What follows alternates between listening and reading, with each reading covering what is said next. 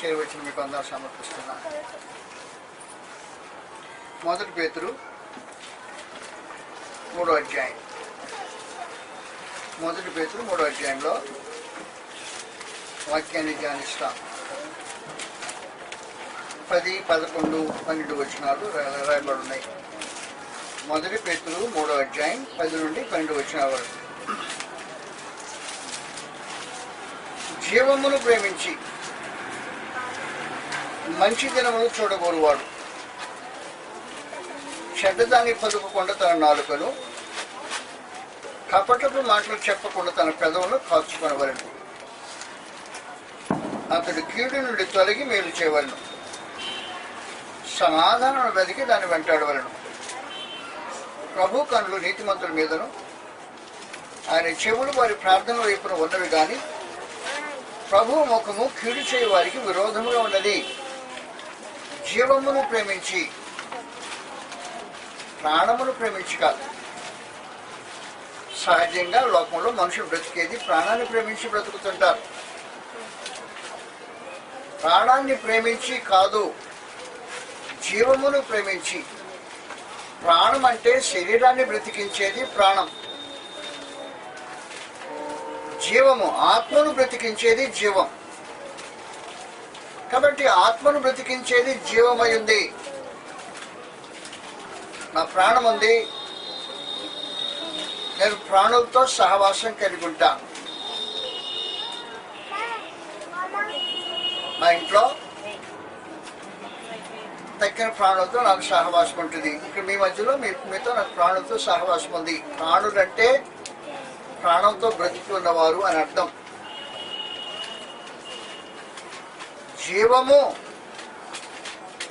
జీవము అనేది దేవుని వల్ల కలిగేది.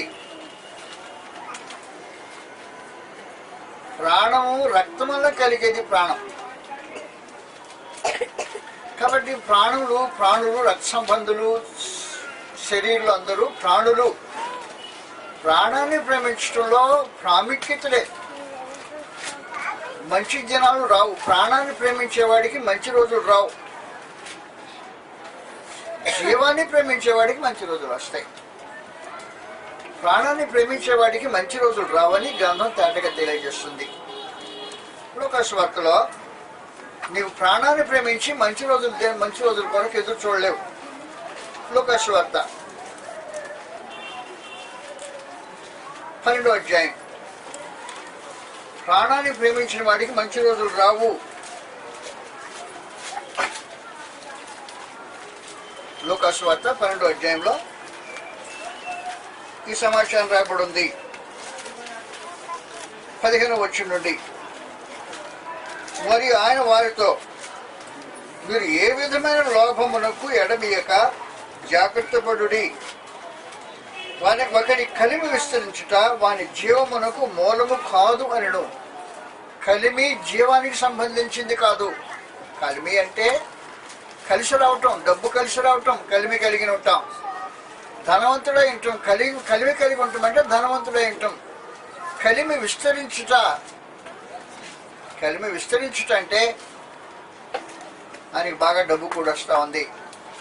కూడొస్తామంటే ఇక్కడ ఒక 10 ప్లాట్లు కొన్నాడు, అక్కడ పోయి ఒక 10 ఎకరాలు కొనేసాడు, ఇక్కడ పోయి అది చేశాడు, ఏదో చేసేసాడు. కలిమి విస్తరించుట. పెద్ద బిజినెస్ పెట్టాడు. కలిమి విస్తరించుట. కలిమి విస్తరించినంత మాత్రాన జీవానికి మూలము కాదు అని చెప్పేసి. కలిమి విస్తరించుట జీవానికి మూలం కాదు. జీవము లేనివాడు చచ్చినవాడు. ప్రాణం లేనివాడు దేహంలో చనిపోయినవాడు ఎలాగో, జీవము లేనివాడు దేవునితో సహవాసం లేనివాడు. జీవం లేనివాడు. నేను చనిపోయాను అనుకో, అప్పుడు మామూలుగా ఏం చేస్తారు? నన్ను గాఢంగా ప్రేమించి నన్ను సమస్తాన్ని చూసుకుని నా భార్య బయట పెట్టమంటది. నా బెడ్ మీద నుంచి బయట పెట్టమంటది. బెడ్ మీద పడుకుని చచ్చిపోయాను, తీసుకెళ్ళి బయట పెట్టమంటది. నన్ను ప్రేమించి మీరు అందరూ వస్తారు, ఇప్పుడు వద్దు, తీసుకెళ్లి సమాజం అంటారు. మా మధ్యలో వద్దు అని చెప్పేస్తుంటారు. అందువల్ల ప్రాణం పోతే ఏం జరిగిందనమాట, ముందు నా ఆప్తులతో, నా రక్త సంబంధులతో శరీరం తెగదెంపులు జరిగాయి. ఆ తర్వాత మేము సమాజంలో తెగదెంపులు జరిగాయి. నా భార్యేమో ఇంట్లోంచి బయట పెట్టమంది, మీరేమో బయట కాదు సమాధుల దొడ్లో పెట్టమన్నారు. ప్రాణం పోతే జరిగే సమాచారం. జీవం పోతే ఏం జరుగుతుందో తెలిసిన, జీవం పోతే దేవుని దగ్గర నుంచి బయట పెట్టేస్తాడు. జీవం పోతే వచ్చి గొడవది. ప్రాణం పోతే నా భార్యకు నాకు ఎలా సంబంధాలు తెగిపోయాయో, నా బంధువులతో నాకు ఎలా సంబంధాలు తెగిపోయాయో, జీవం పోతే దేవునికి పరలోకానికి పరలోక సంబంధాలకు సంబంధాలు తెగిపోతాయి. కలిమి విస్తరించుట జీవానికి మూలం కాదు.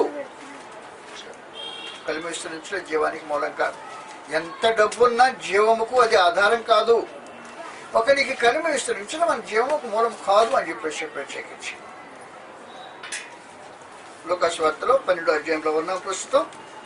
దానిలో ఇంకా సంగతులు, ప్రాణం యొక్క సంగతిని గురించి ప్రత్యేకించి మాట్లాడుతున్నాడు.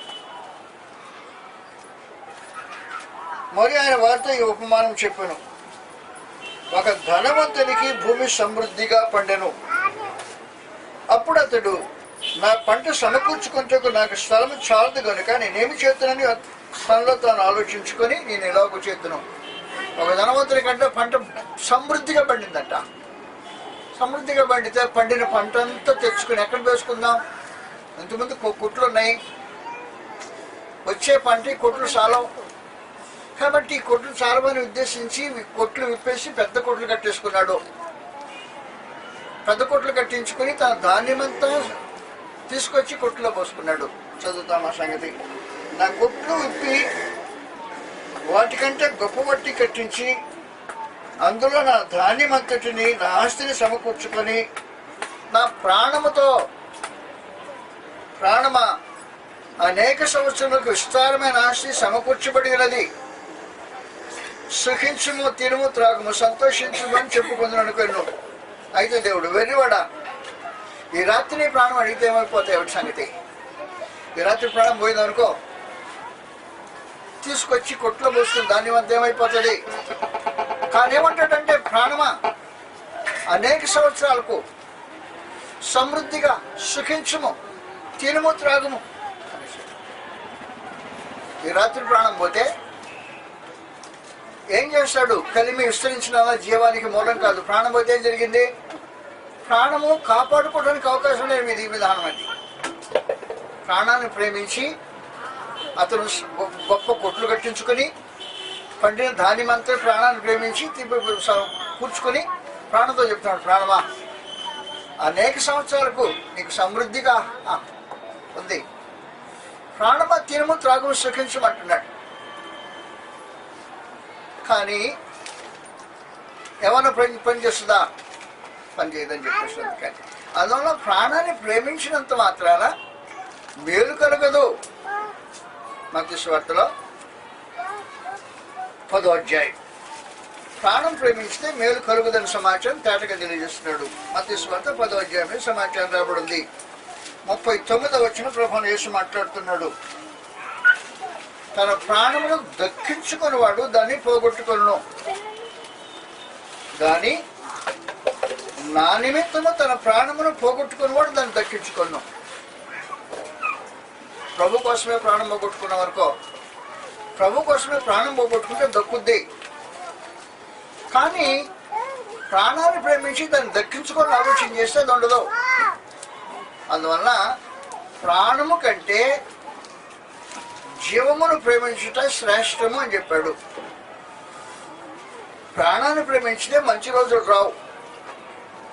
మంచి రోజులు వస్తాయని ప్రాణాన్ని ప్రేమించి బాగా పంట వేసుకొని విస్తారంగా పండించుకున్న ఆస్తి అంతటిని, ధాన్యం అంతటిని కొట్టులో పోసుకుంటే ప్రాణాన్ని ప్రేమించి మంచి రోజులు రావాలని ఎదురు చూస్తుంటే ప్రాణానికి మంచి రోజులు రావు. జీవాన్ని ప్రేమించితే మంచి రోజులు వస్తాయి. అది అని చెప్పి విశేషమైన సంగతి. కాబట్టి 1 పేతురు 3వ అధ్యాయంలో ఏం చెప్పండి? 10వ వచనంలో, జీవమును ప్రేమించండి, ప్రాణాన్ని ప్రేమించకండి. ఒకవేళ మీరు ప్రాణాన్ని ప్రేమించినా పోగొట్టుకుంటారు. జీవాన్ని ప్రేమించితే మంచి రోజులు వస్తాయి, ప్రాణానికి మంచి రోజులు రావు. ప్రాణానికి మంచి రోజులు రావు. నా ప్రాణానికి మంచి రోజులు రావు. నేను ముసలోని అయిపోయాను, మంచి రోజులు ఏమొస్తాయి? మంచి రోజులు రావని గ్రంథం తేటగా చెప్పింది. ప్రాణానికి మంచి రోజులు రావని ప్రసంగి గ్రంథం 12వ అధ్యాయంలో మొదటి నుండి దుర్దినములు రాకముందే. దుర్దినములు అంటే ముసలి రోజులు, వచ్చేది మంచి రోజులు కాదు, దుర్దినాలు వస్తాయి. ప్రాణాన్ని ప్రేమించే వాడికి ఇంకా ఎక్కువ కాలం బ్రతక నేను కోరుకున్నాను అనుకో, మంచి రోజులు రావు. కాబట్టి ప్రసంగం 12వ అధ్యాయంలో దుర్దినములు రాకముందే, దుర్దినములు అంటే చెడ్డ రోజులు, వీటి యందు నాకు సంతోషము లేదు అని చెప్పు సంవత్సరములు రాకముందే. ప్రసంగి 12వ అధ్యాయం 1వ వచనం జరుగుతున్నా, దుర్దినములు రాకముందే, వీటి యందు నాకు సంతోషం లేదని చెప్పు సంవత్సరం రాకముందే, వాన వెలిసిన తర్వాత చీకటి మరలా కమ్మకముందే, నీ బాల్యదినములందే నీ సృష్టికర్తను స్మరణకు తెచ్చుకోమని చెప్పేశాడు. కాబట్టి దుర్దినాలు వస్తాయి, ప్రాణానికి మంచి రోజులు రావు. మంచి రోజులు చూడగొరేవాడు ఎవడైనా జీవాన్ని ప్రేమించాలి. ప్రాణాన్ని ప్రేమించేవాడికి మంచి రోజులు రావు, జీవాన్ని ప్రేమించేవాడికి మంచి రోజులు వస్తాయని దేవుడి దర్శన గ్రంథంలో తెలియజేస్తున్నాడు. జీవమును ప్రేమించుట, జీవమును ప్రేమించుట అంటే దైవ సహవాసాన్ని ప్రేమించటం. ఎఫెసీయులకు రాసిన పత్రిక 4వ అధ్యాయం, ఎఫెసీయులకు 4వ అధ్యాయం 17-18 వచనంలో సమాచారం రాబడి ఉంది. దేవుని సహవాసమును ప్రేమించుట, జీవమును ప్రేమించుట. ఎఫెసీయులకు 4వ అధ్యాయంలో 17 వచనం ఉంది. కాబట్టి అన్ని జనులు నడుచుకున్నట్లు మీరు ఇక మీద నడుచుకున్నాను ప్రభునందు సాక్ష్యం ఇస్తున్నాను. వారైతే అంధకారమైన మనసు గలవారై తమ హృదయ కాఠిన్యం వలన తమలో ఉన్న అజ్ఞానం చేత దేవుని వల్ల కలుగు జీవముల నుంచి వేరుపరచబడిన వారై, దేవుని వల్ల కలుగు జీవం నుంచి వేరు చేయబడిన వారు, జీవాన్ని ప్రేమించని వారు. దేవుని వల్ల జీవం కలుగుతుంది, దేవునిలో కలిగే జీవం నుంచి వేరు చేయబడిన వారు అన్నట్టు ప్రత్యేకించి మనం ఆలకించితే, గర్భంలో శిశువు పెరుగుతుంటాడు. గర్భంలో శిశువు పెరిగినప్పుడు తల్లి పీల్చుకున్న గాలి బిడ్డకి గాలి అవుతుంది, తల్లి ఆహారము బిడ్డకి ఆహారం అవుతుంది. తల్లి బిడ్డలు ఏకమై ఒక దేహంగా కొనసాగుతుంటారు. గర్భంలోంచి ప్రసవించింది తల్లి, గర్భం నుంచి బయటకు వచ్చాడు. బయటకు వచ్చిన తర్వాత ఏం చేస్తారు? ఆ పేగును కట్ చేసేస్తారు. పేగు కట్ చేస్తే, ఇంతకుముందు పేగు కలుసుకొని తల్లి బిడ్డ ఏకమైన వాళ్ళు, పేగు కట్ చేస్తే తల్లి వేరు బిడ్డ వేరు అయిపోయి ఎలాగైపోతుందో అలాగూ దేవుని వలన జీవము ప్రవహించుతుంటే పాపం వచ్చి జీవాన్ని కత్తిరించేస్తుంది. దేవుని వల్ల కలుగు జీవం నుంచి మనుషుడు పాపం వల్ల వేరు చేయబడిన వాడు వింటాడు. అది చెప్పేది. వారైతే అంధకారమైన మనసు కలవారే తమ హృదయ కాఠిన్యం వలన తమలో ఉన్న అజ్ఞానం చేత దేవుని వల్ల కలుగు జీవం నుంచి వేరు చేయబడిన వారే. దేవుని నుంచి కలిగే జీవం నుంచి వేరు చేయబడితే దేవునితో సహవాసం తెంచబడిన వారే అని అర్థం. ఈ తెంచబడిన వారు ఎఫెసీయులకు 2వ అధ్యాయంలో మొదటి నుండి అపరాధముల చేత పాపం చేత చచ్చిన వారు అన్నమాట. అది సమాచారం. కాబట్టి ఎఫెసీ 2:1 మీరు మీ అపరాధముల చేతను పాపముల చేతను చచ్చిన వారు అయ్యండి. అంటే ఏమైందనమాట? దేవుని వల్ల కలుగు జీవం నుంచి వేరు చేయబడితే చనిపోయిన వారు అయినారు.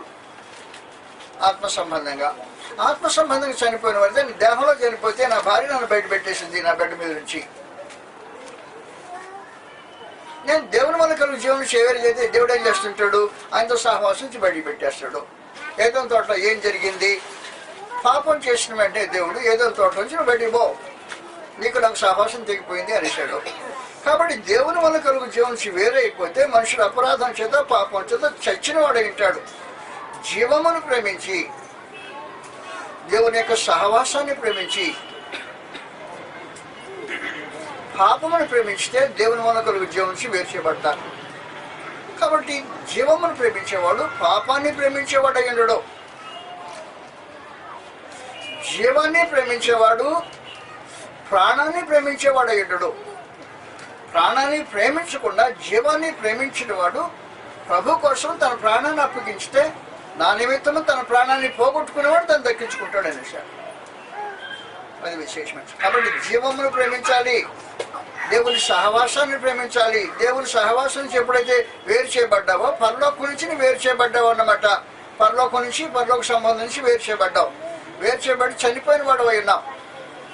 జీవమును ప్రేమించి దేవుని సహవాసాన్ని ప్రేమించి, పరలోకాన్ని ప్రేమించి, పరలోక సంబంధాలను ప్రేమించి, పరలోక జీవాన్ని కావాలని కోరుకొని జీవమును ప్రేమించి మంచి రోజులు వస్తాయి.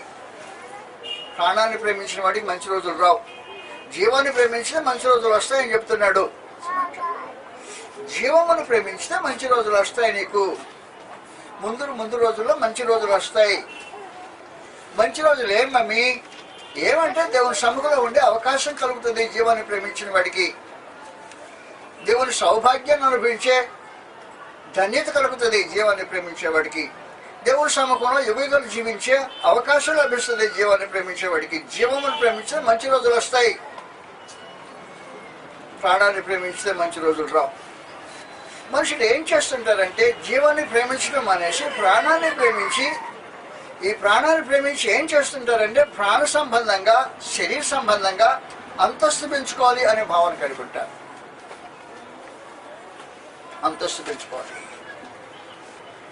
సమాజంలో గౌరవం పెంచుకోవాలి, మనుషుల మధ్యలో మర్యాదస్తులమై గొప్పవాళ్ళు అని చెప్పుకునే భావన కలిగి ప్రాణాన్ని ప్రేమించి చేసే పనులవి. జీవాన్ని ప్రేమించేవాడు వేరుగా ఆలోచన చేస్తుంటాడు. జీవాన్ని ప్రేమించితే మంచి రోజులు వస్తాయి. కాబట్టి మంచి రోజులు ఎదురు చూసేవాడు ఎవరైనా ఏం చేయాలంటే ప్రాణాన్ని ప్రేమించకూడదు, జీవాన్ని ప్రేమించాలి. జీవాన్ని ప్రేమించి ఏం చేయాలంటే మంచి రోజులు చూడగొనేవాడు. 1 పేతురు 3వ అధ్యాయంలో మరోసారి అక్కడే రాయబడింది, మనం చూస్తాం. జీవమును ప్రేమించి మంచి రోజులు చూడగొనేవాడు మొట్టమొదటి ఏం చేయాలంటే నీ జీవానికి అడ్డము నీ నాలుగు, నీ పెదవులే. అవి పాటు చేస్తాయి. జీవాన్ని నీకు రాకుండా చేసేది నీ పెదవులు చేసే కార్యక్రమం. మళ్ళీ జీవమును ప్రేమించి మంచి రోజులు చూడగోరువాడు చెడ్డ వాటిని పలుకోకుండా తన నాలుకను కపటపు మాటలు చెప్పకుండా తన పెదవులు కాచుకోవాలి. కాబట్టి జీవాన్ని చూడకుండా నీకు ఆటంకం కలుగు చేసేది ఎవరో ఉన్నారు, నీ శత్రువులు ఎక్కడో కాదు. నీ నాలుక, నీ పెదవులే. నీ నాలుక, నీ పెదవులు ఏం చేస్తుంటాయి అంటే జీవాన్ని చూడకుండా చేస్తుంటాయి. జీవాన్ని కావాలని ప్రేమించేవాడు ఏం చేస్తుంటాడో తన నాలుకను అదుపులో పెట్టుకుంటాడు, పెదవులను జాగ్రత్తగా కాచుకుంటాడు. జీవమును ప్రేమించి మంచి రోజులు చూడగొనేవాడు వ్యక్తిగతంగా తన నాలుకను, పెదవులను జాగ్రత్తగా కాపాడుకుంటుంటాడు. ఏదంటే అది మాట్లాడడం, ఏదంటే దాన్ని పలకడం, జాగ్రత్తగా కాపాడుకుంటాడు. తన పెదవులను, నాలుకను కాపాడుకునేవాడు జీవాన్ని ప్రేమించేవాడు. నోటుకు వచ్చిందంతా మాట్లాడే మనిషి, పెదవులకు వచ్చిందంతా ఉచ్చరించే మనిషి జీవాన్ని ప్రేమించేవాడు కాదు. దయతో మన వారికించండి. నువ్వు ప్రాణాన్ని ప్రేమించినా దాన్ని పోగొట్టుకుంటావు, దక్కది నీకు. దక్కేది ఏదైనా ఉంటే జీవాన్ని ప్రేమించాలి. నువ్వు జీవాన్ని ప్రేమించాలంటే అది నీ స్వాధీనంలో ఉంది, నీ చేతుల్లో ఉంది. నీ నాలుక నీ అదుపులో ఉండాలి, నీ పెదవులు నీకు స్వాధీనంలో ఉండాలి. నీ నాలుక, నీ పెదవులు స్వాధీనంలో ఉండకుండా లేచి నోటుకొచ్చిన మాటలు మాట్లాడి తోచిన మాటలు పెదవులతో ఆడిన తర్వాత ఆడితే అప్పుడు ఏం చేస్తుందన్నమాట, తమ నాలుకలతో పెదవులతో ఏం చేస్తుంటారో దేవుని గ్రంథం ఇలా తెలియజేస్తుంది. కీర్తన గ్రంథంలో 78వ కీర్తన 78వ కీర్తన 4 పెదవులు ఏం చేస్తుంటాయి అనే సమాచారాన్ని ఇలా తెలియజేస్తుంది. కీర్తన గ్రంథం 78వ కీర్తనలో ఇలా రాయబడింది 36వ వచనం నుండి. ఆయనను వారి హృదయము ఆయన స్థిరముగా ఉండలేదు, ఆయన నిబంధన వారు నమ్మకంగా గైకొనలేదు.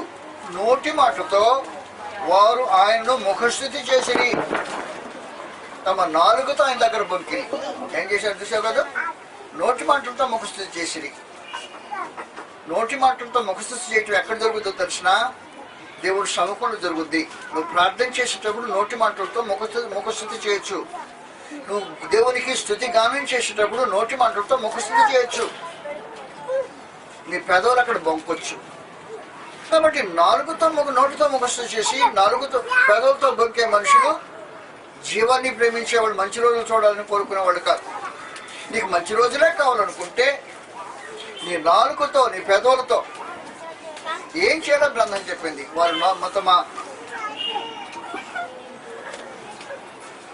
నోటి మాటతో వారు ఆయనను ముఖస్థుతి చేసిరి.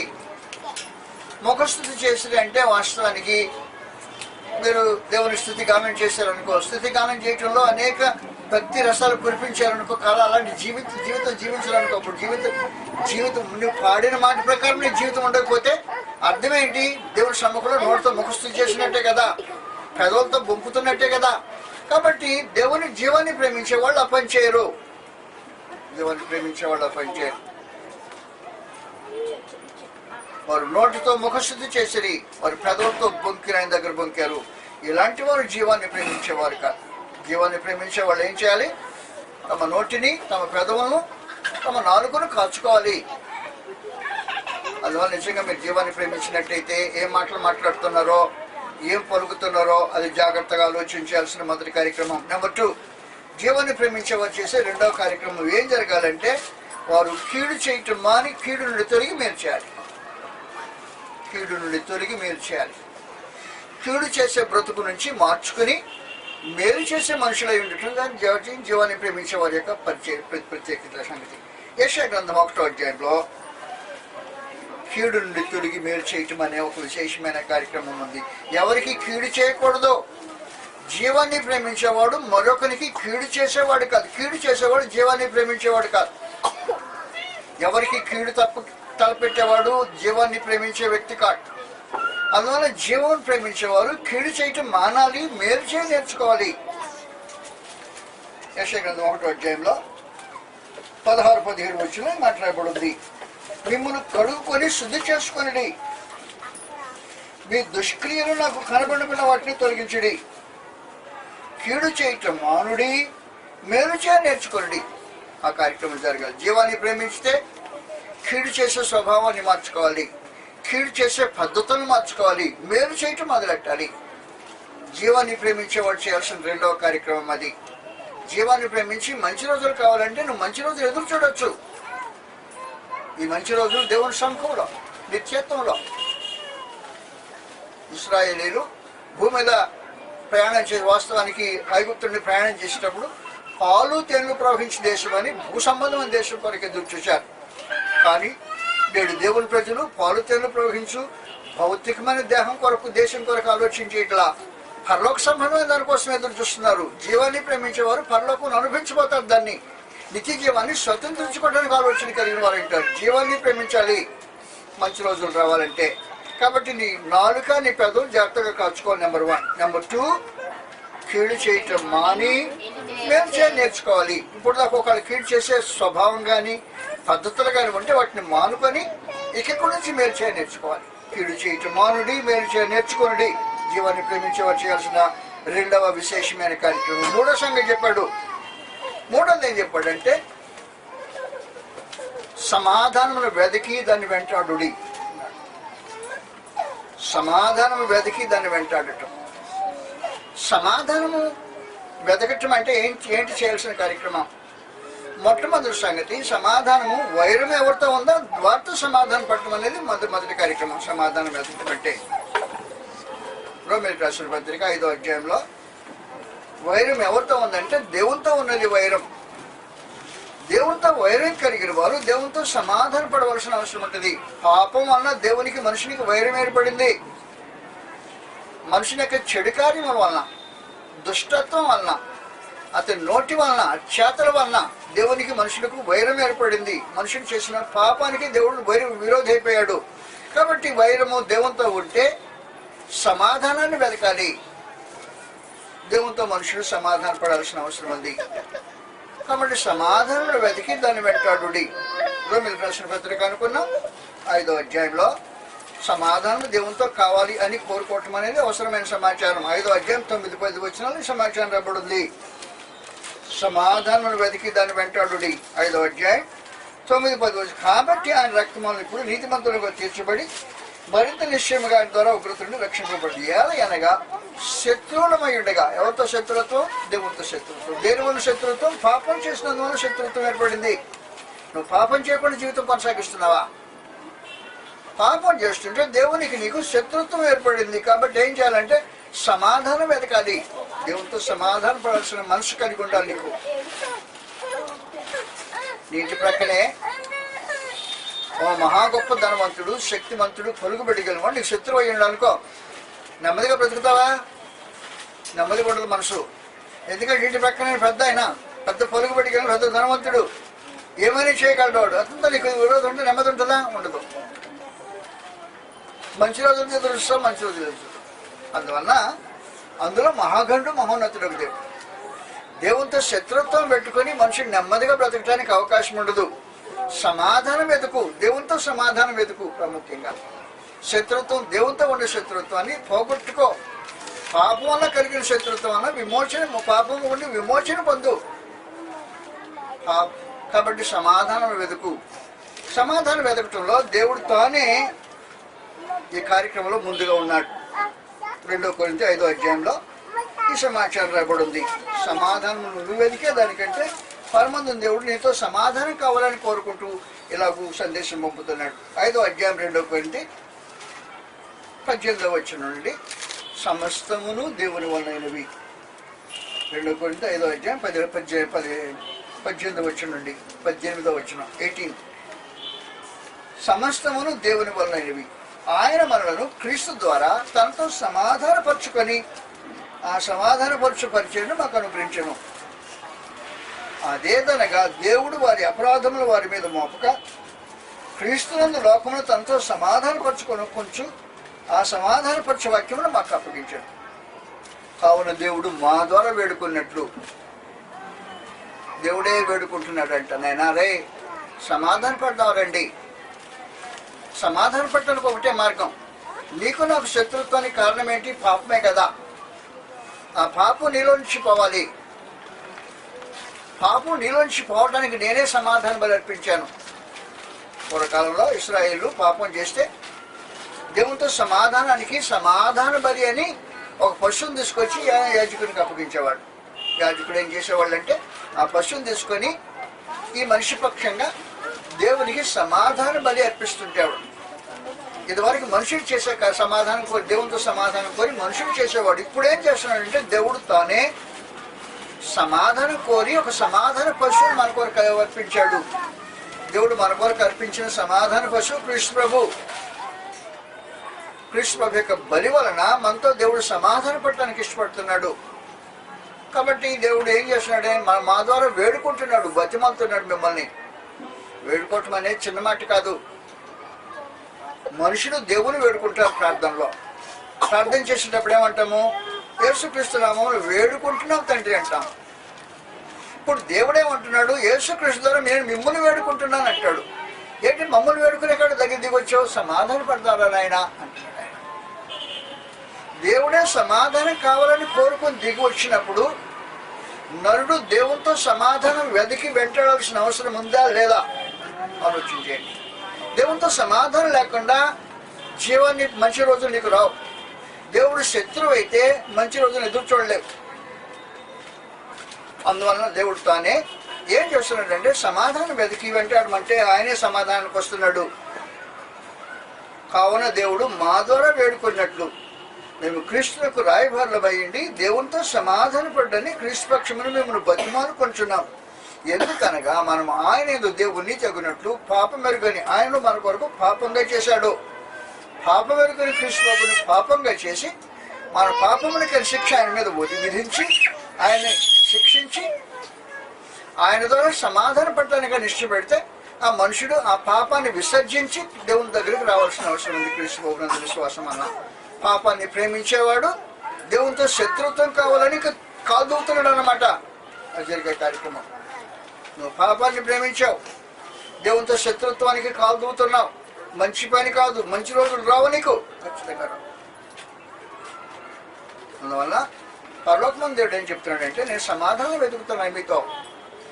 మంచి రోజులు కావాలని నువ్వు కోరుకుని నువ్వేం చేయాలి? సమాధానమే వెతకాలి. సమాధానం వెతకాలని నువ్వేం చేయాల్సిన పని ఏంటి? పాపం వల్ల వచ్చిన శత్రుత్వం కాబట్టి పాపాన్ని విసర్జించాలి.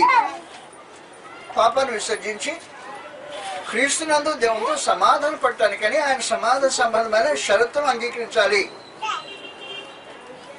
సమాధానం వెతికి దాన్ని అంటాడు ఆయన నేను పాపం చేసి నీకు పరలోకానికి శత్రువుని అయిపోయా. క్రీస్తు ప్రభునందు నన్ను క్షమించడానికి ఇష్టపడి మహత్తరమైన కార్యక్రమం జరిగించావు. క్రీస్తు ప్రభు రక్తం చేత నేను కడగబట్టడానికి ఇష్టపడుతున్నా, మార్చుకున్నా, మారు మనసు పొందుతాను, నీ నియమంలోకి వచ్చేస్తాను, నన్ను క్షమించి గత పాపములని దేవుని సముఖంలో క్షమాపణ పొంది సమాధానం కొరకు ప్రాకులాడటం అనేది మానవ జాతికి అవసరమైంది. మంచి రోజులు రావాలంటే పాపంలో కొనసాగేవాడు దేవునితో శత్రుత్వాన్ని కొనసాగించుతున్నవాడు ఉంటాడు. పాపం వల్ల దేవునితో శత్రుత్వము రగులుతుంటది, మండుతుంటది. కాబట్టి జాగ్రత్త గుర్తుపెట్టుకో, సమాధానం వెతికి దాన్ని వెంటాడాలి. సమాధానం వెతకటం అనే ఒక విశేషమైన కార్యక్రమం ఉంది. రెండవ విశేష సంగతి సమాధానం. సమాధానం ఎలాగ ఉండాలంటే జనుల మధ్యలో సమాధాన బాంధవ్యం ఉండాలి. జనుల మధ్యలో సమాధాన బాంధవ్యం. సమాధాన బాంధవ్యం ఎలాగుంటుందంటే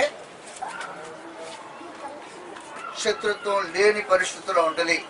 ఎఫెసీయులకు 2వ అధ్యాయంలో సమాధానం వెతికి దాని వెంటాడుడి. యూదులు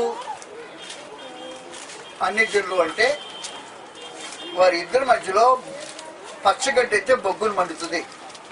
నిప్పు పెట్టక్కర్లా. పచ్చగడ్డ వేసేవనుకో రెండు మధ్యలో నిప్పు పెట్టకుండా బొగ్గులు మండుతుంటుంది. అది పరిస్థితి, దుస్థితి. యూదులంటే అన్ని జనులకి ఇష్టం ఉండదు, అన్ని జనులు అంటే యూదుడికి అసలు ఇష్టం ఉండదు. ఒకరు అంటే ఒకరు ద్వేషించుకునే మనుషులు. అలాంటప్పుడు సమాధానం వెతికి దాన్ని వెంటాడు అనే గ్రంథాన్ని గురించి సమాచారం రాయబడుతుంది. చదువుతాం ఎఫెసీ 2వ అధ్యాయంలో 13వ వచనం నుండి. ఆయనను మునుపు దూరస్తులైన మీరు ఇప్పుడు క్రీస్తు యేసునందు క్రీస్తు రక్తమును సమీపస్తులయ్యున్నారు. ఆయన మన సమాధానమయ్యండి. ఎవరికి? యూదులు కనిజనుల కొద్దిల మధ్యలో ఉండే తగాదాకు క్రీస్తు సమాధానమయ్యండి. ఆయన ఇక మీరిద్దరూ వేరు కాదురా, ఒక శరీరంలో సాటి అవయాలని ప్రభువుని యేసు తీసుకొచ్చి క్రీస్తు యేసులో ఆయన శరీరమైన సంఘంలో జత చేస్తున్నాడు. క్రీస్తు సంఘంలో జాతులు జనాలు ఏకమవుతాయి. ఏకం చేసే విశేషమైన స్థలము క్రీస్తు సంఘం. కాబట్టి క్రీస్తు సంఘం లేకుండా మనుషులు సమాధానం పడటానికి అవకాశం ఉండదు. జాగ్రత్త చూడండి 14వ వచనం. ఆయన మన సమాధానం అయ్యండి. మీకును మాకు నుండిన ద్వేషం అనగా విధిరూపం నాగరిక ధర్మశాస్త్రము తన శరీరంలో కొట్టుబెట్టి చేత మధ్య గోడను పడగొట్టి మన ఉభయం ఏకం చేశాను. ఇట్లు సంధి చేయొచ్చు. ఈ